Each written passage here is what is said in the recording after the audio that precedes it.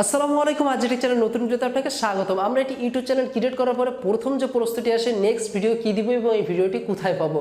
তো আজকের এই ভিডিওটি জুড়ে থাকবে যে আপনি কিভাবে আপনার বেস্ট ভিডিও টপিকটি খুঁজে বের করতে পারেন এবং আপনার ইউটিউব চ্যানেলে ভিডিওটি আপলোড করার পরে বেশি ভিউজ ওই টপিকটার উপরে নিয়ে আসতে পারেন। এই ভিডিওটি পুরোটা জুড়ে আপনাদের সাথে এই বিষয়ে আলোচনা করব এবং এই ভিডিওটি শেষ করার পরে আপনার পরবর্তী ভিডিও আপলোড দিতে আর কোনো রকম কষ্ট হবে না বলে আমি আশা করি। তো এই ভিডিওটি যদি আপনার কাছে নতুন হয়ে থাকে তাহলে অবশ্যই চ্যানেলটি সাবস্ক্রাইব করে নিন এবং যদি আপনার সাবস্ক্রাইব ওয়াচ টাইম প্রয়োজন পড়ে ভিডিও ডেসক্রিপশন থেকে কন্ট্যাক্ট করে নেবেন। এই ভিডিওতে লাইক এম থেকে গেল 350, আশা করবো এই লাইক এমটি কমপ্লিট করে দিন।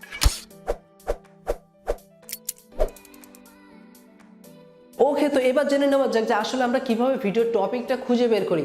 সাপোজ ধরেন যে আপনি যে বিষয়ে ভিডিও তৈরি করেন, অবশ্যই খেয়াল করবেন যে আপনি যে বিষয়ে ভিডিও তৈরি করেন, আমি উদাহরণ দিব আমার বিষয় নিয়ে, তাহলে আপনার বিষয়টা আপনি আস্তে আস্তে ফলো করতে পারবেন। যখন আমি কোনো ভিডিও তৈরি করতে যাই তখন অবশ্যই আমি ফলো করি যে আমার ভিজিটরদের আসলে কি প্রয়োজন। আপনার যদি টেক চ্যানেল হয় তাহলে আপনি এটি ফলো করবেন, যদি টেক না চ্যানেল হয় তাহলে সেক্ষেত্রে আপনাদেরকে আমি বিস্তারিত সামনে বলে দিচ্ছি। তো আমি যখন আমার কমেন্ট বক্সটি ফলো করি, কমেন্ট বক্সে যখন আমি 300-400 কমেন্ট পড়ি, ওখান থেকে আমি সিমিলার কিছু কোশ্চেন আমি নিজের মতো তুলে নেই। যখন আপনারা যখন প্রশ্ন করেন যে ভাই এই বিষয়টা জানতে চাচ্ছি বা ভাই এই বিষয়টার প্রয়োজন, তখন ওই বিষয়গুলো আমি নোট করে রাখি এবং ওই বিষয়টার উপরে নিজে রিসার্চ করে আপনাদের সামনে ভিডিও নিয়ে আসি। এখন মনে করেন যে আপনার কাছে তো টেক চ্যানেল না, আপনি হয়তো অন্য কোনো ক্যাটাগরিতে চ্যানেল ব্যবহার করেন, তাহলে সেই বিষয়টি আপনি কিভাবে নিয়ে আসবেন। তো যখন আপনি যে ক্যাটাগরিতে জাম্প করতেছেন আপনি কোনো একটা গ্রুপ জয়েন করে নিতে পারেন। সাপোজ ফর এক্সাম্পল যদি আপনি হরেক ক্যাটাগরিতে থাকেন তাহলে আপনি আমাদের ফেসবুক গ্রুপটি জয়েন করতে পারেন।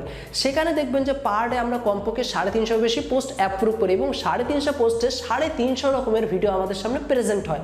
তো 350 ভিডিও আপনি যখন দেখবেন তাদের থাম্বনেইলগুলো, তাদের ভিডিওগুলো আপনার চ্যানেলের সাথে দেখবেন কখনো কখনো সিমিলার মিলে যাচ্ছে।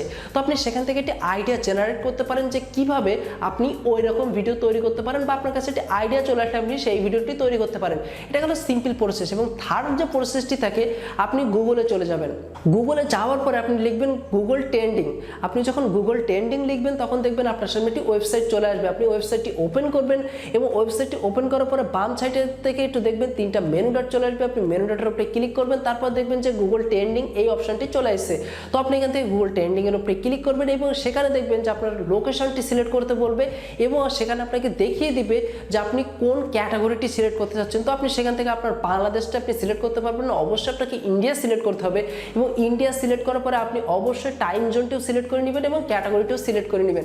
ক্যাটাগরি এবং টাইম জোনটি সিলেক্ট করার পর আপনি দেখতে পাবেন যে সেখান থেকে আপনাকে দেখিয়ে দিচ্ছে যে ট্রেন্ডিং টপিকগুলো কোনটা এবং খুব সহজে আপনি সেটা বুঝতে পারবেন। এবং থার্ড যে লাস্ট যে প্রসেসটা আপনি খুব সহজে সিম্পলভাবে ব্যবহার করতে পারেন সেটা হলো আপনার কাছে যদি ভিডিও থাকে অথবা টিপ বাড়ি থাকে তাহলে সেখান থেকে আপনি ট্রেন্ডিং টপিকটা খুঁজে বের করতে পারবেন। যখনই আপনি ভিডিওটি ওপেন করবেন সেখানে দেখবেন যে মেনু থাকে, মেনুর এখানে দেখবেন যে ট্রেন্ডিং টপিক থাকে। আপনি যখন ট্রেন্ডিং টপিকের উপরে ক্লিক করবেন, যদি আপনার অ্যাকাউন্টে আপগ্রেড করা থাকে তাহলে কিন্তু এটি দেখাবে। সেক্ষেত্রে আপনি আপনার ট্রেন্ডিং টপিকগুলো আপনি দেখতে পাবেন। যাদের অ্যাকাউন্ট আপগ্রেড করা নেই তারা যেটা করতে পারেন, আপনি যে কোনো একটি নিশ নিয়ে সার্চ করতে পারেন। যদি মনে করেন যে ফর এক্সাম্পল এখন ধরো দেখতেছেন যে সবাই মেক মানি রিলেটেড ভিডিও তৈরি করতেছে, তো আপনি যখন মেক মানি নিয়ে সার্চ করবেন তখন ওইটার স্কোরটি দেখে নেবেন। স্কোরটি যদি দেখেন যে মিডিয়াম রেঞ্জে আছে, যে আপনার কম্পিটিশনটা মিডিয়াম রেঞ্জে আছে, তাহলে সেক্ষেত্রে আপনি ভিডিও তৈরি করতে পারেন।